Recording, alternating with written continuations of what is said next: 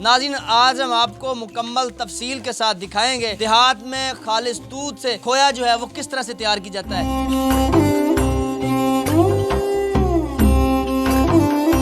सबसे पहले तो हम जो डेरे वगैरह होते हैं उधर से दूध उठाते हैं। दूध उठाकर हम ले आते हैं अपनी भट्टी पे। तो भट्टी पे ला के हम सबसे पहले उसकी करते हैं LR। फैन लगाने के बाद कढ़ाई में दूध डाल के फिर इसको तकरीबन हम 40 से 45 मिनट इसके नीचे आग लगाते हैं। दूध से खोया तैयार करने के लिए इसमें क्या क्या चीज़ें जो है वो इस्तेमाल होती हैं? 500 लीटर से लेकर तकरीबन 700-800 लीटर दूध आता है डेली का। 40 किलो दूध में से ना 9 किलो खोया आता है जो असल फुल कसाई में होता है। 6 साल हो गए मुझे इधर काम करते हुए, लेकिन जो हमारा गांव है और जो हमारे अबाव अजदाद हैं वो तकरीबन 40 से 45 साल से मतलब कि ये खोए का काम कर रहे हैं।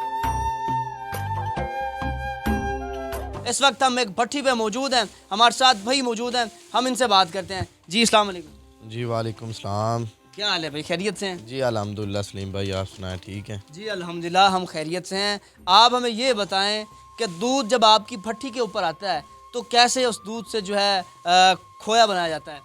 जी सलीम भाई, सबसे पहले तो हम जो डेरे वगैरह होते हैं उधर से दूध उठाते हैं और डेरे वगैरह से दूध उठाकर हम ले आते हैं अपनी भट्टी पे।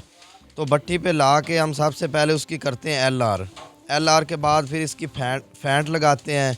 फैन लगाने के बाद फिर इसको कढ़ाई में दूध को डालते हैं और कढ़ाई में दूध डाल के फिर इसको तकरीबन हम 40 से 45 मिनट इसके नीचे आग लगाते हैं और उसके बाद 40-45 मिनट आग लगाने के बाद सलीम भाई ये खोए की शक्ल अख्तियार करता है। फिर उसके बाद इसका प्रोसीजर होता है, जब ये थोड़ा गाढ़ा हो जाए तो उसके बाद फिर हम इसको आग नीचे ऐस्ता कर देते हैं और फिर तकरीबन 10 मिनट ऐसा आग पे इसको पकाते हैं। फिर ये खोए की मतलब जो असल शक्ल है उसमें आ जाता है और उसके बाद फिर इसको हम कढ़ाई से निकालते हैं बाहर।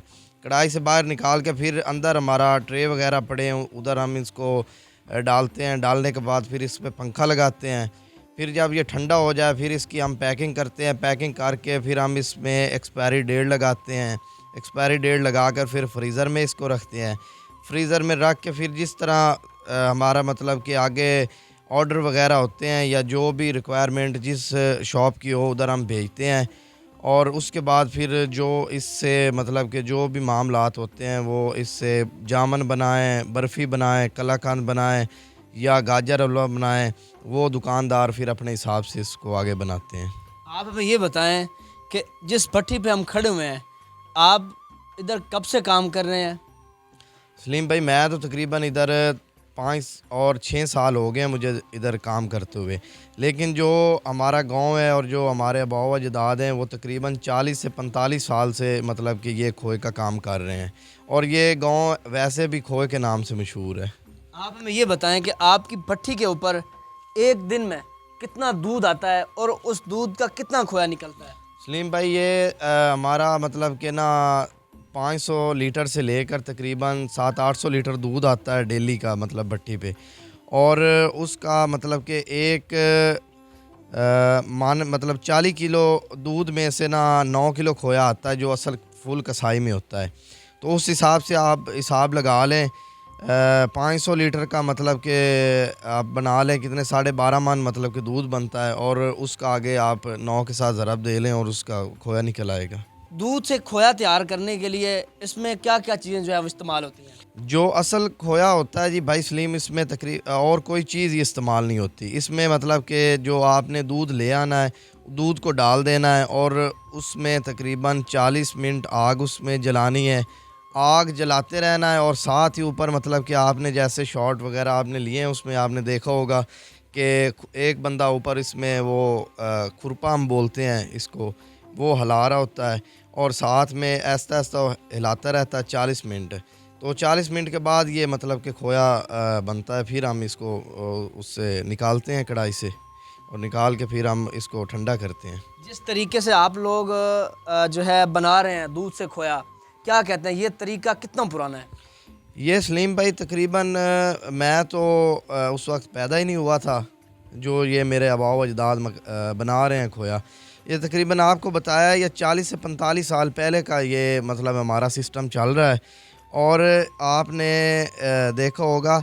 और इस गांव की हिसाब से ख़ास बात यह है कि तकरीबन मेरे ख़्याल में पूरे पाकिस्तान में खोए की जो डिलीवरी वगैरह होती है इधर गांव से होती है। और भी हमारे गांव में मतलब कि भट्टियाँ वगैरह हैं। हमारा तकरीबन सभी का लाइसेंस वगैरह भी बना हुआ है फूड अथॉरिटी का, उसका। और बाकायदा टीम्स आती हैं, वो चेकिंग करती हैं, वो मतलब कि हर महीने के एंड पे चेकिंग वगैरह करती हैं। और इंशाल्लाह अल्हम्दुलिल्लाह ये आपके सामने हमारा काम बिल्कुल मतलब कि अच्छा और ख़ालिस और सफाई के साथ और मेयारी चीज़ बनाते हैं। हमारे नाजरीन को ये बताएं, अच्छे और म्यारी खोए की जो क्या पहचान है? सलीम भाई, ये असल में खोए की जो पहचान है, इसका जो एक तो रंग होता है ना, रंगत थोड़ा ज़मीन का जैसे रंग नहीं होता, गाढ़ा टैप होता है, मतलब उस रंग का होता है। और उसके बाद ये इसका ना सलीम भाई ऊपर से पता नहीं चलता खोए का, ये तो खा के मतलब कि ना उसका जायके से पता चलता है। चीज़ का एक जायका होता है, उसमें दूध वाली उसमें खुशबू आती है।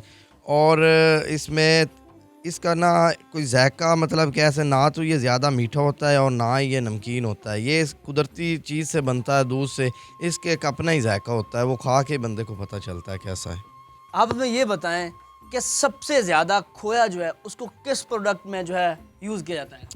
जी सलीम भाई, ये जो खोया है ना, वो सबसे ज़्यादा जो इस्तेमाल होता है ना, वो बर्फ़ी में होता है।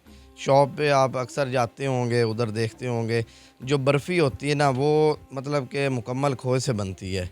और इसके अलावा इसमें आजकल सर्दियों का सीज़न है, गाजर हलवा का मौसम है, गाजर हलवे में इस्तेमाल होता है। जामुन वगैरह इसका खोए का बनता है। कलाकंद इसमें मतलब कि खोए की बनाते हैं। और भी काफ़ी चीज़ें हैं जो मतलब कि खोए से तैयार होती हैं, वो बेकरीज़ वाले इससे मतलब कि फ़ायदा उठा रहे हैं। जी नाज़रीन, हमने इनसे बात की और इन्होंने जो है मुकम्मल तफसील के साथ हमें बताया कि दूध जब आता है तो इनके पास दूध को किन मराहिल से गुजारा जाता है और मराहिल से गुजारने के बाद दूध से खोया जो है वो तैयार कैसे होता है। अपने मेज़बान को इजाज़त दीजिए, अपना बहुत सारा ख्याल रखें। अल्लाह हाफ़िज़।